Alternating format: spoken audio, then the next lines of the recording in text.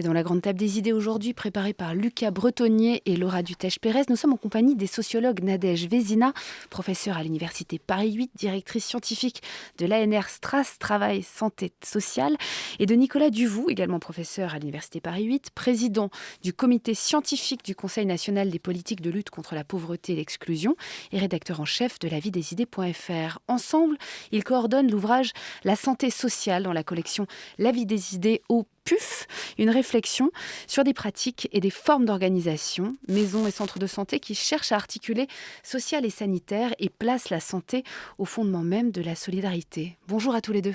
Bonjour. Alors d'abord quelques mots de définition peut-être pour parler de ce qu'est Nadège Vezina, la santé sociale, ce que vous recouvrez derrière ce terme. La santé sociale, c'est un concept qu'on a voulu penser comme un déplacement, un double déplacement à vrai dire, parce qu'il ne recouvre ni complètement la médecine sociale, chère à Foucault, qui mettait au centre des préoccupations un accès des plus vulnérables à des questions de santé, un contrôle des populations, ni complètement la santé publique. Donc il s'agit de sortir d'une médecine seule. On n'est pas seulement dans du curatif, dans du soin, il ne s'agit pas seulement de soigner, mais aussi d'ouvrir des droits sociaux, par exemple, faire obtenir à quelqu'un des protections sociales, l'inscrire à la CMU, avec une couverture maladie, par exemple, pour ceux qui n'ont pas de mutuelle ou pour des étrangers, l'AME. Donc ces ouvertures de droits, on trouvait que c'était extrêmement important. Et la santé sociale, ce concept qui se situe justement, qui recouvre ni la médecine sociale ni la santé publique, permet de sortir de coupes d'opposition qui nous paraissaient stériles. On oppose beaucoup en France le public et le privé. La médecine libérale, justement, c'est quand même le grand hiatus. On parle de mariage forcé, vous évoquez justement ces questions-là. Hein, la médecine libérale d'un côté et le service public de l'autre. Donc le privé par excellence et le service public, l'hôpital. Donc on a tendance à les opposer et on trouvait que c'était dommage, en tout cas que on perdait de la nuance et de l'analyse dans ces couples d'opposition. De la même manière, l'individuel et le collectif. On avait tendance à rattacher à la santé publique à du collectif, avec une approche populationnelle. Et l'individuel, c'était justement le médecin de famille, le médecin traitant qui va s'occuper du patient en individuel. Et on trouvait que ça ne correspondait pas complètement à des préoccupations dans les structures qu'on avait pu enquêter, des maisons de santé, des centres de santé, où il y avait vraiment une préoccupation pour la dimension collective aussi. Donc, pas seulement voir le patient, on est bien dans un face-à-face avec le patient, mais où on peut traiter des choses à un niveau plus collectif et en même temps s'adapter à ce patient-là dans toute son individualité. Alors Nicolas Duvou, on voit justement, avant de rentrer dans les détails de toutes ces articulations entre ces deux secteurs, les questions de santé, le facteur social et les tentatives d'organiser les deux en même temps, on va peut-être parler de cet enjeu-là, de la santé sociale dans la campagne présidentielle. Deuxième préoccupation plus importante des Français après le pouvoir d'achat, alors même que la campagne nous parle beaucoup d'immigration. On voit là un décalage, justement. Ces questions-là sont des questions finalement latentes de la campagne. Comment est-ce que vous interprétez cette préoccupation-là ? D'une double manière. D'abord, la santé et la protection sociale sont parmi les préoccupations principales des Français. C'est quelque chose d'absolument stable, structurel. Être protégé, c'est un besoin social fondamental, exprimé de manière très récurrente par une très grande majorité des Français. Donc ça, il y a des données très, très robustes, des baromètres d'opinion qui montrent on est dans des préoccupations lourdes et qui ne bougent pas. Ça, c'est la première chose, c'est structurel. Le deuxième aspect, il est plus conjoncturel, c'est qu'on sort d'une pandémie qui a révélé de manière extrêmement forte l'articulation entre l'exposition à des difficultés, à des maladies et les conditions sociales. Et qui a renforcé ce qu'on savait déjà. Ce qui a renforcé ce qu'on savait déjà, mais qui a quand même donné un coup de projecteur absolument immense sur le fait, par exemple, dans la Covid, on le sait, les personnes qui sont les plus modestes, celles qui vivent dans les appartements les plus exigus, celles qui n'ont pas pu ne pas aller travailler pendant les confinements, ont été beaucoup plus exposées. Aujourd'hui, les catégories modestes sont aussi celles qui sont largement et de très loin les moins vaccinées. L'Adresse a publié une étude hier qui montre qu'il y a 30% d'écart entre les plus riches et les plus pauvres dans le taux de vaccination. Donc, il y a une articulation extrêmement étroite entre les deux problématiques. Et on est dans une société où le système de santé et le système de protection sociale, où les droits sociaux restent relativement cloisonnés. Alors, à la fois avec les questions d'exposition au risque, de prise en charge et de traitement. Je vous propose d'écouter à ce propos le docteur Henri Partouche. C'était sur France Inter dans Interception en juillet dernier. Alors, pour la transmission, on pourrait supposer que la densité de population au mètre carré est plus élevée. Donc, une promiscuité dans les transports, des logements plus petits avec des familles entières mêlant des jeunes et des personnes moins jeunes, plus à risque de faire un Covid grave, fait qu'il y a plus de transmission.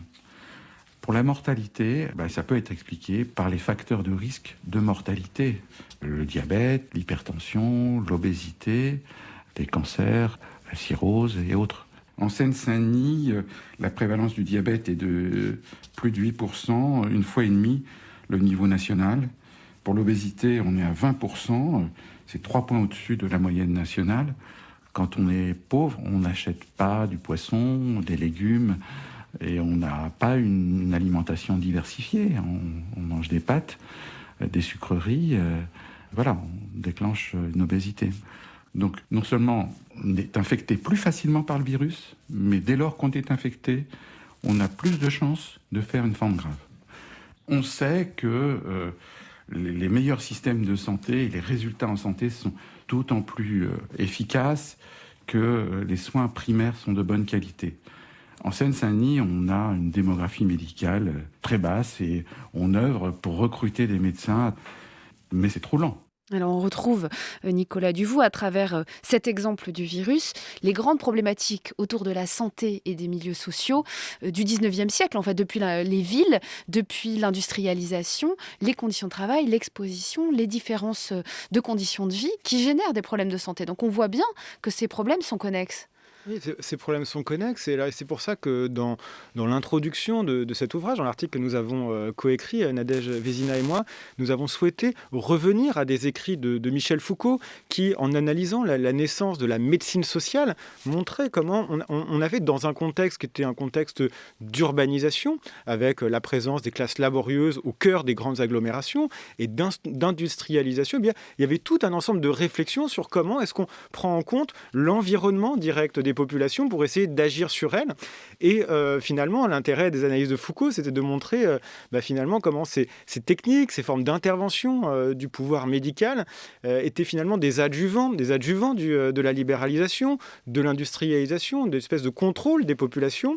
Et ce qui nous a paru très intéressant, c'est que c'était au fond, il y avait une ambivalence qui apparaissait dans ces débats, puisque des contradicteurs de Foucault avaient souligné les potentialités émancipatrices, les potentialités de progrès social qu'il y avait à prendre au sérieux la dimension environnementale, on va dire, qui touche la population en tant que telle d'un certain nombre de risques sociaux ou d'exposition à la maladie. Donc aujourd'hui, finalement, dans un contexte qui est très différent, puisque les populations sont différentes, les contextes urbains notamment sont très différents. Mais les questions sont toujours sous-tendues par des questions économiques qui sont finalement assez semblables, en tout cas qui vont dans le même sens. Les questions restent extrêmement proches et les ambivalences que Foucault avait pu relever dans l'organisation socio-économique et urbaine de son temps, finalement trouvent une réfraction extrêmement précise dans des organisations qui se développent aujourd'hui, notamment en matière de soins primaires. Nadège Vézina. Oui, aujourd'hui, on n'est plus à déplacer les abattoirs du centre des villes, les cimetières, ça c'était vraiment les débats du 19e, mais aujourd'hui, on est vraiment sur, pour faire écho avec l'extrait que vous nous avez passé aussi, sur comment réintégrer des dimensions sociales et structurelles qui ont des effets sur la santé au sens large. Santé au sens de l'OMS, c'est la définition de 46, d'un bien-être général de la population qui ne touche pas, c'est pas seulement l'absence de maladie ou d'infirmité. Et donc, ça veut dire qu'il y a des structures qui vont mettre en place de l'activité physique adaptée, du sport. Absolument. On est sur d'autres, on parlait d'obésité, on parlait de diabète, mais pour lutter contre le diabète, l'idée c'est de lutter contre le poids, mais il faut bouger pour bouger. Donc ces structures vont pouvoir mettre en place, par exemple, de l'activité physique adaptée avec un coach sportif, ou alors des ateliers cuisine, on en parle dans le livre, pour les diabétiques. Alors, on va rentrer dans le détail de ces structures. Juste un dernier petit point d'histoire, Nadège Vézina, avant cela.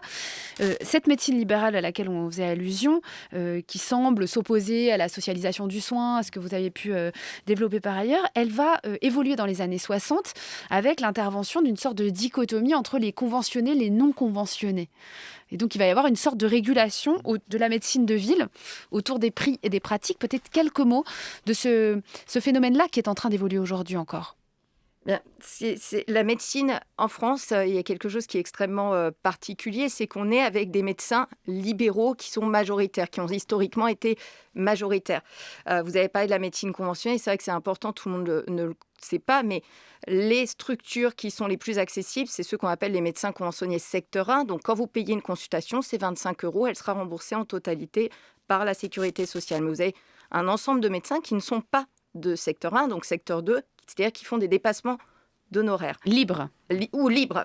Vous avez le secteur 2 et secteur 3. Vous avez deux options. Libre, c'est encore... ceux-là sont hors catégorie, finalement. Mais si vous avez des revenus contraints, si vous avez la volonté de ne pas enrichir plus que ça un médecin, vous allez rechercher du secteur 1. Le secteur 1, aujourd'hui, c'est pas si évident d'en trouver. C'est pas si simple d'avoir des médecins qui acceptent encore d'aller à domicile. Théoriquement, vous êtes remboursé. Théoriquement, les médecins peuvent aller à domicile. Mais dans les faits, en dehors de ce qui est énoncé dans les textes, dans les pratiques professionnelles, on voit que ce n'est plus le cas. Et certaines structures, marginales encore, c'est-à-dire elles sont très peu nombreuses, c'est pour ça que je dis marginales dans le sens elles sont peu répandues, eh bien, elles défendent, elles promeuvent ce type de pratique qui permet encore de donner un accès aux soins, parce qu'on n'a pas parlé de ce lien-là, mais le fait de ne pas pouvoir rembourser en totalité une consultation médicale, ça empêche certains patients de consulter. Donc, il y a des non-recours à un soignant alors que l'état de santé le nécessiterait, qui vont ne pas se faire. Et ça, des économistes, des sociologues ont vraiment pointé ces questions-là depuis longtemps. Et ça crée tout un ensemble d'inégalités sociales de santé. Alors, ça veut dire d'un point de vue économique, Nicolas Duvou, qu'on est passé d'un État qui remboursait finalement à un couple entre médecine libérale et un remboursement aussi pris en charge par l'assurance. Donc, ça, c'est une évolution aussi avec justement des incitations financières. Oui, et alors, effectivement, on est dans un système de santé qui est très particulier parce que les médecins libéraux ont obtenu, après des mobilisations très fortes, le maintien de leur liberté d'installation, liberté de choix des patients, liberté de prescription. Ça a été à peine amendé par quand même l'invention de la sécurité sociale qui a quand même solvabilisé les clients. C'est-à-dire les médecins ont la possibilité de choisir, ils ont une liberté et en même temps c'est la collectivité à travers les cotisations qui finance leur patientèle. Et ils sont sûrs d'être payés. Voilà, donc c'est une assurance. Et donc, ils n'ont pas accepté la contrepartie qui allait avec la solvabilisation de leur clientèle, entre guillemets. Donc, le point, c'est qu'il y a des ornières, parce que cette liberté, évidemment, elle va produire des tris entre les patients qui sont capables de s'informer, qui sont capables de payer, qui sont capables de circuler, les dimensions proprement cognitives, culturelles, la capacité à s'informer, c'était dit dans l'extrait que vous avez évoqué tout à l'heure, la capacité à avoir les bons réflexes en matière de consultation avant que les difficultés n'arrivent, par exemple. Et ça, on sait que il y a un énorme biais ou filtre social dans la capacité à solliciter. Le carnet d'adresse. Absolument. Donc, tous ces mécanismes-là jouent d'autant plus que le système de santé est construit sur la liberté. Alors, évidemment, depuis quelques décennies, il y a une autre couche qui se rajoute, c'est que face à cette liberté, notamment la liberté des acteurs médicaux, les pouvoirs publics essayent de réglementer, essayent de, comme on dit, responsabiliser les patients. Et donc, le paradoxe de l'organisation dans laquelle on se trouve, c'est qu'elle va faire payer aux patients à travers de tickets modérateurs. Il vous reste un petit peu à payer pour les consultations, pour que comme ça vous ayez le sens que la Sécu, c'est bien, en abuser ça craint, comme disait le dicton d'une publicité il y a quelques années. Donc l'idée, c'est de responsabiliser les patients, mais ça crée du reste à charge. Ça crée finalement quelque chose qu'il faut sortir et que tous les ménages ne peuvent pas sortir parce que les dépenses sont contraintes, parce qu'il y a des difficultés budgétaires. Je vous propose d'écouter justement un médecin libéral qui en parle, qui donne son point de vue. C'est Violaine Descamps sur France Inter, c'était en janvier dernier. Je trouve qu'on fait quand même beaucoup d'années d'études pour justement être un peu libre de son installation. Je trouve ça dommage de devoir nous forcer, parce qu'il y a quand même beaucoup de contraintes à s'installer. gérer un cabinet, c'est beaucoup de contraintes. Aller dans un endroit où il y a des milliers de patients qui n'ont pas été vus depuis je sais pas combien de temps, ça donne pas forcément très envie, même si bien sûr ça les aiderait beaucoup, mais c'est une charge de travail aussi énorme.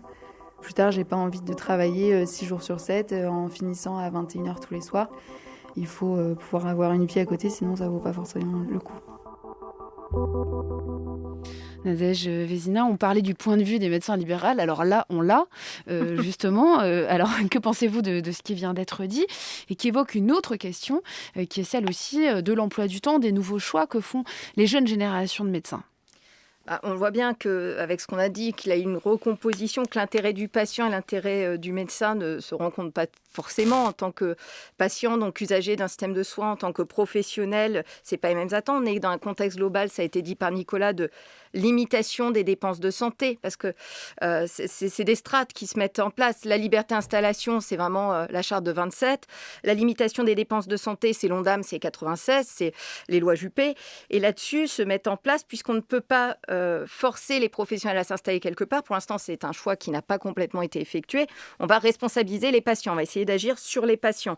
Mais en même temps, la rationalisation de l'offre de soins, elle doit se faire sur le territoire. Si vous avez un territoire où il n'y a plus du tout, ça a été dit, la question des déserts médicaux. Voilà, la médecin que vous avez interrogée, elle ne veut pas finir à 21h le soir.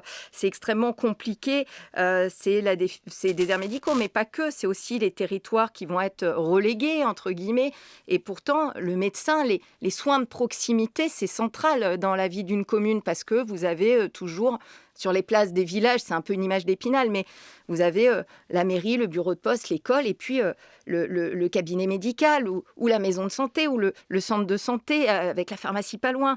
Et c'est ça qui donne la vie d'un village, c'est ça qui permet à des territoires de continuer à exister. Et en même temps, on voit bien une dualisation se mettre en place entre eux, finalement, pour les professionnels de santé qui ne peuvent pas, à eux seuls, des libéraux, isolés sur un territoire, récupérer, remettre en place un système, un service public de santé à eux tout seuls, ils vont être confrontés à des refus de soins, à la stigmatisation, à vouloir rechercher un certain public de patientèle plutôt qu'un autre. Et ce qui va produire, si on le regarde d'un point de vue très macro, global, des discriminations avec des ciblages contre les populations les plus vulnérables. Ou des délais dangereux. Ou des délais extrêmement longs. Ça, c'est extrêmement compliqué. D'ailleurs, l'enjeu des consultations non programmées, pouvoir réussir à avoir un rendez-vous dans la journée, c'est un des vrais enjeux de ces nouvelles structures, justement, d'exercice collectif qui essayent de pouvoir accueillir les patients dans un délai extrêmement le plus court possible. Alors vous, ce que vous soulignez, c'est que face à ces déserts médicaux, il y a des solutions qui viendraient notamment des différents échelons de l'État, et notamment la municipalité, puisque elle peut se saisir de ses préoccupations sanitaires, Nicolas Duvaux, et intervenir à un niveau local. Elle a même le devoir de le faire, c'est elle qui doit se saisir. Elle est responsable des conditions sanitaires. Oui, en fait, le parti pris de cet ouvrage, c'était de poser le problème de l'articulation entre la santé et le social, de l'articulation nécessaire, de l'interdépendance de fait qu'on peut mesurer, de l'historicité du problème, de ne pas considérer que c'est un problème d'aujourd'hui ou un problème qui est strictement délimité par les paramètres du temps présent, et aussi d'avoir une approche par les expériences, par en bas, par les tentatives, les expérimentations qui sont menées dans différents endroits. Et effectivement, les municipalités, et notamment, alors, il y a des municipalités de ce qu'on appelle l'ancienne banlieue rouge, qui sont évidemment donc les mairies, notamment communistes, qui sont confrontées depuis de longues décennies à une massification des difficultés sociales et qui ont œuvré à mettre en place des centres de santé qui assurent une espèce de filet de sécurité sanitaire, mais plus global en réalité à la population, qui permet d'éviter ou de corriger les tris qu'on évoquait, les tris en fonction des revenus, mais les tris aussi en fonction de l'information dont disposent ou ne disposent pas les patients. Alors donnez-nous peut-être quelques détails, c'est les centres de santé municipaux, c'est votre sujet à vous, Nadège Vézina. Peut-être nous donner quelques détails sur leur fonctionnement. C'est des structures de proximité ? Oui, tout à fait. Ce sont des mairies, donc des élus qui ont fait jouer la clause générale de compétence, qui a été, c'est une clause qui existait depuis très longtemps, 1884, qui a été réaffirmée par la loi NOTRe de 2015. Elle a été supprimée pour les départements. Pour les départements, c'est plus compliqué de se repositionner là-dessus, mais les communes peuvent décider d'investir la santé politiquement et mettre en place des centres, une structure. Et notamment, nous, on analyse le centre de santé municipal comme une structure parmi d'autres. Public, conventionné. C'est ça, exactement. Donc, vous avez à l'accueil des personnels municipaux de la mairie qui vont faire l'accueil. Vous allez avoir un statut spécifique. Les soignants vont être salariés du centre de santé municipal, on sort de la logique libérale pour le coup. Donc, vous n'êtes pas là pour enchaîner les actes. Vous n'êtes pas là pour... C'est une autre façon de... C'est une autre tarification. C'est une autre tarification, c'est une autre façon de fonctionner avec le patient. C'est-à-dire que vous n'êtes pas, comme vous êtes payé avec une rémunération, un salaire au mois, ou vous n'êtes pas là pour enchaîner vos 50 patients jour. C'est une autre façon de fonctionner. Ça permet de mettre l'accent sur d'autres mesures. Par exemple, d'aller voir des écoles pour faire des interventions de santé publique sur, je dis n'importe quoi, mais prévention. Les poux, voilà, la prévention. Vous pouvez aller voir, faire un travail, instaurer un travail avec les PMI. Vous pouvez faire un travail avec l'association sportive de quartier. Vous pouvez faire davantage de transversalité. Ça, c'est assez intéressant en termes d'action de santé publique, en termes de transversalité qu'on peut repérer. Alors, ça nécessite en même temps un engagement, puisque quand une mairie décide d'investir sur un centre de santé, ça a un coût non négligeable, qui signifie que ça sera sans doute... Il y a des choix, il y a des priorités politiques à mettre en place, et c'est assez intéressant de regarder comment les élus décident d'investir en mettant quel type de professionnels. Est-ce que vous allez mettre des podologues? Est-ce que vous allez mettre des kinés? Est-ce que vous avez dressé cette... est-ce que vous allez essayer d'aller chercher un public plutôt vieillissant, personnes âgées et mettre ça dépend, j'imagine, de la structure de la population aussi de cette commune. C'est ça, tout à fait. Mais ça nécessite du coup de faire un petit travail de diagnostic. Qui vous voulez toucher? Est-ce que vous voulez travailler la question des femmes? On parle beaucoup d'inégalité hommes-femmes, des questions de... Il y a des grandes problématiques sociales. La dépendance, vous allez plutôt travailler sur les personnes âgées, sur les familles monoparentales. Peut-être que ça serait intéressant d'essayer de toucher la cause de la santé des femmes qui n'ont pas vu de gynéco depuis très longtemps. Peut-être qu'un gynéco, c'est trop impressionnant.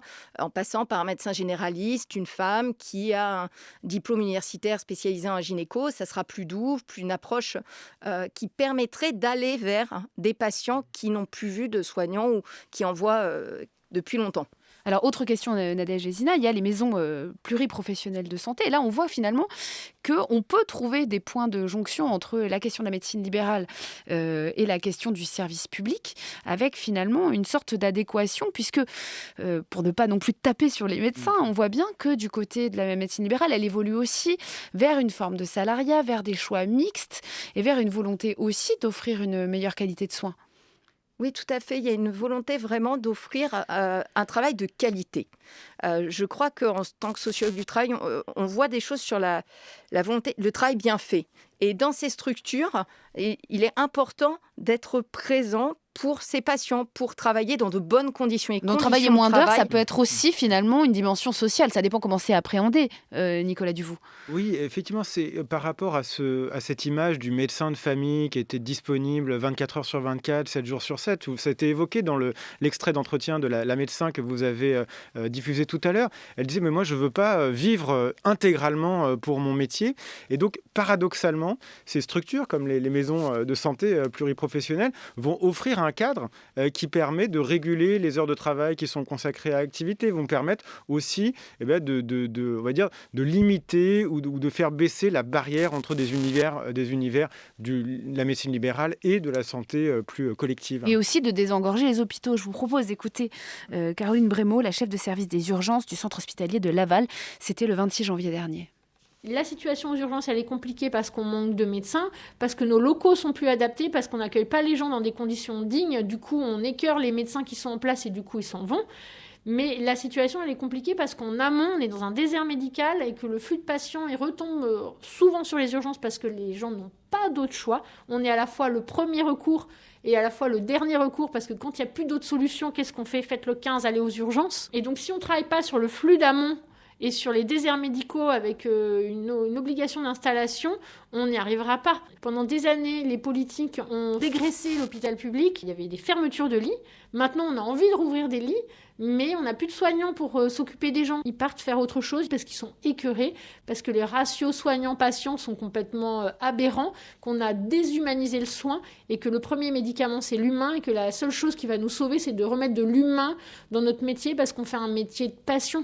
Alors Nicolas Duvaux, on voit l'ampleur là de la crise du côté de l'hôpital public. On parle aussi de la fameuse minute de silence que certains font, notamment à Strasbourg, pour marquer la mort de l'hôpital public. La crise est quand même aiguë et outre quelques initiatives municipales, on voit bien que le problème de l'hôpital est massif et que face à ça, à part la question de la tarification, il est bien beau de dire qu'on va participer, mais finalement, qu'est-ce qu'on fait face aux déserts médicaux? Ils existent. Oui, bien sûr, les On parle des maternités en permanence, on parle de... Bien sûr, je crois que c'est d'ailleurs une des grandes inquiétudes des Français, c'est de se dire que finalement, sur des soins fondamentaux, les maternités, les interventions d'urgence, finalement, les solutions, l'offre a tendance à s'éloigner, à disparaître de leur univers quotidien ou de leur univers local. Ça, la préoccupation, elle est là. Alors, évidemment, l'hôpital, il est central dans le système de santé français, parce qu'il concentre aussi les fonctions de recherche dans les centres hospitalo-universitaires. Il est central, mais il a été soumis à une forme de rationalisation très aiguë. Vous l'avez évoqué avec la tarification, cette tarification à l'activité qui a évidemment beaucoup, on va dire, percuté l'hôpital dans ses fonctionnements. Alors, il faut peut-être expliquer d'où ça vient. C'est des méthodes, en fait, de l'économie extérieure, en fait, qui sont intervenues, des méthodes libérales qui sont arrivées dans les services publics de manière générale. D'ailleurs, qui ne touchent pas que le service public. Vous avez un groupe de patients, vous voyez à peu près le montant d'une intervention de tel ou tel type sur cet ensemble de patients, vous fixez un tarif qui est entre guillemets opposable et ça pousse. C'est un système d'incitation pour les hôpitaux à faire du chiffre et à se spécialiser sur les opérations sur lesquelles ils sont les plus performants, en quelque sorte. Du coup, ça produit une rationalisation. Ce que disait la soignante, c'est que effectivement, la dimension humaine, la dimension de soins, elle est un petit peu évacuée d'un hôpital qui se technicise.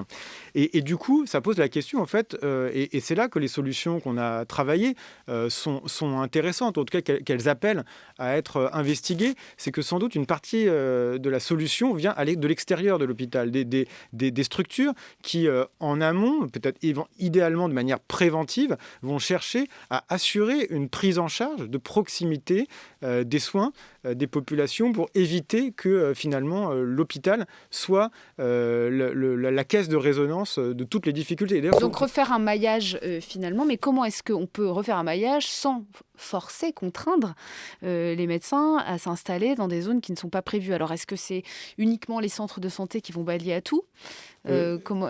Non, certainement pas. Alors là, il faudra sans doute décision politique sur un certain nombre de sujets qui sont bien évidemment sur la table. Est-ce qu'on augmente le nombre de médecins? Est-ce qu'on recourt à des médecins étrangers? Ou est-ce qu'on finalement on revient ou pas sur cette liberté d'installation qui est si décriée? Mais ce qui est intéressant, c'est de voir qu'il y a en fait il y a d'autres problèmes et d'autres manières d'aborder les sujets, et notamment le fait de dire un des grands problèmes du système de santé français, c'est sa difficulté à intéresser, y compris les praticiens, à faire de la prévention. C'est par ces biais-là aussi qu'on peut trouver peut-être des solutions qui évitent les tensions trop frontales et qui sont vouées à des rapports de force. On a bien vu avec la soignante tout à l'heure, la médecin libérale, elle refuse de revenir sur sa liberté d'installation. Mais en même temps, d'absorber aussi toutes les difficultés qui ne sont pas... d'absorber toutes les difficultés qui ne sont pas que des difficultés, qui sont des difficultés qui sont indissociablement sanitaires et sociales. Parce que c'est vraiment un des enjeux de fond, c'est que n'arrive pas à l'hôpital que des pathologies arrivent à l'hôpital, des patients, des populations qui ont des problématiques spécifiques et qui sont très largement surdéterminés par leur situation sociale. Et dans cette situation sociale, il y a des caractéristiques spécifiques en termes de pathologie, mais il y a aussi la difficulté à avoir accédé à une offre de soins avant l'hôpital. Et donc la solution, mais c'est pour ça qu'il y a vraiment une liaison entre la santé et le social qui est fondamentale, c'est que les solutions sont en amont ou ne sont pas. finalement. Alors, Nadège Vézina, on voit aussi que, évidemment, cette analyse est pleine de contradictions, de paradoxes qui sont à l'intérieur du système lui-même. C'est-à-dire que on a vu, évidemment, tout ce personnel médical épuisé, certains quitter la profession, fuir à l'étranger, notamment pendant la crise du Covid.